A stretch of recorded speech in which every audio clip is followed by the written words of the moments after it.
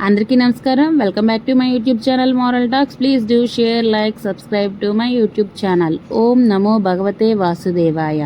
ఇంట్లో తులసి మొక్క ఉంటే అది ఆ ఇంటి అదృష్ట చిహ్నంగా భావిస్తారు. తులసికి ప్రతిరోజు నీళ్లు పోసి దీపం వెలిగించి పూజిస్తే ఆ ఇంట్లో ఎల్లప్పుడూ ఆనందం, ఐశ్వర్యం, శాంతి నిండిపోతుందని శాస్త్రాలు చెబుతున్నాయి. తులసి మొక్కలో లక్ష్మీదేవి నివసిస్తారని నమ్మకం. కాబట్టి తులసి పూజ అంటే కేవలం ఆచారం కాదు, ఆధ్యాత్మిక శక్తిని ఇంటికి ఆహ్వానించే పూజ. తులసి ఆకుల్లో అద్భుతమైన ఔషధ గుణాలు ఉన్నాయి. ఇవి శరీరాన్ని ఆరోగ్యవంతంగా చేయటమే కాకుండా ఇంటి వాతావరణాన్ని శుభ్రంగా, పవిత్రంగా ఉంచుతాయి. ప్రతికూల శక్తులు తొలగి పాజిటివ్ ఎనర్జీ నిండేలా చేస్తాయి. తులసి పూజ సమయంలో జపించవలసిన పవిత్ర మంత్రం మహాప్రసాద్ జనని సర్వ సౌభాగ్యవర్ధిని ఆద్య వ్యాధి హరనిత్యం తులసీ తత్వం నమోస్తుతే.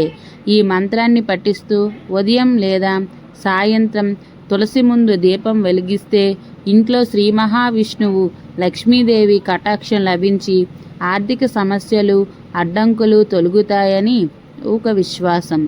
తులసి పూజలో తప్పక పాటించవలసిన నియమాలు.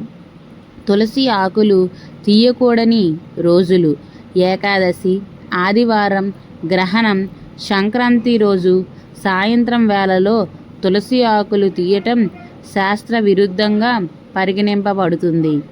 తీసే విధానం: తులసి ఆకులను గోళ్ళతో కాకుండా వేళ్ళ చివరలతో మృదువుగా తీసుకోవాలి. అలా తీసుకోవటం వలన మంచి జరుగుతుంది.